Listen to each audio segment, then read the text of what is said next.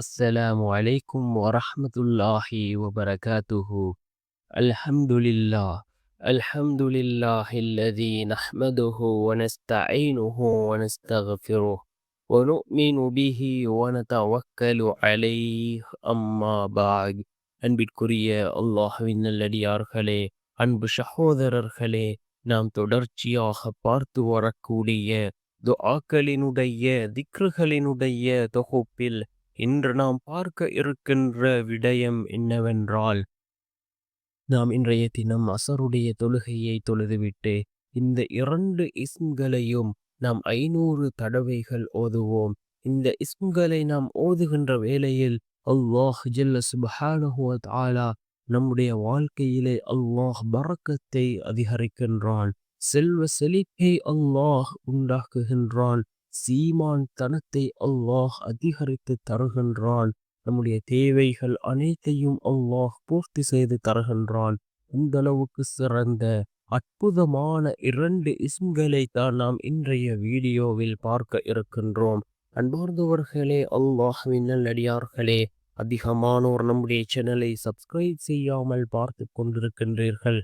நீங்கள் சப்ஸ்கிரைப் செய்து லைக் இடுவதன் மூலமாக நமது சேனலில் உள்ள வீடியோக்கள் இன்னும் பல சகோதரர்களுக்கு கொண்டு போய் சேர்க்கப்படும். அவர்கள் அதனை பார்த்து பயனடைந்தால் அதற்குரிய கூலியை அல்லாஹ் உங்களுக்கும் வழங்குவான். அன்பார்ந்தவர்களே, அல்லாஹ்வின் நல்லடியார்களே, அல்லாஹ்வினுடைய அழகிய திருநாமங்கள் 99 இருக்கின்றது. இவைகளை கொண்டு நாம் அல்லாஹ்விடத்திலே பிரார்த்தனை செய்தால், இவைகளை கொண்டு நாம் அல்லாஹ்விடத்திலே உதவி தேடினால் நிச்சயமாக அல்லாஹ்வினுடைய உதவி நம்மை வந்தடையும். அல்லாஹ்வினுடைய தன்மைகளை கூறக்கூடிய, அல்லாஹ்வினுடைய வல்லமைகளை கூறக்கூடிய ஒவ்வொரு திருநாமங்களும் இருக்கின்றது. ஏற்கனவே நாம் பல வீடியோக்களில் சில திருநாமங்களினுடைய சிறப்புகளை பார்த்திருந்தோம். அதே போன்றுதான் இந்த திருநாமங்களினுடைய சிறப்பு மிகச்சிறந்த திருநாமங்கள் 2. இவைகளை ஓதி நாம் அல்லாஹ்விடம் பிரார்த்தனை செய்கின்ற பொழுது நிச்சயமாக அல்லாஹ் நமக்கு பதில் வழங்குவான். அந்த அளவுக்கு சிறந்த திருநாமங்களாக இருந்து கொண்டிருக்கின்றது. என்ன திருநாமம் என்றால், யா கனி. யா கனி என்றால் தேவையற்றவன் என்று பொருள்படக்கூடிய இந்த திருநாமம். யா கனி யா அல்லாஹ்.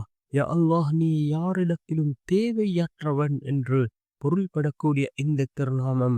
அதே போன்று யா முகனி. யா முகனி யா அல்லாஹ், சீமானாக்குபவன், நிறைவாக்குபவன் என்று இதற்கு பொருள்படுகின்றது. யா முகனி யா அல்லாஹ்.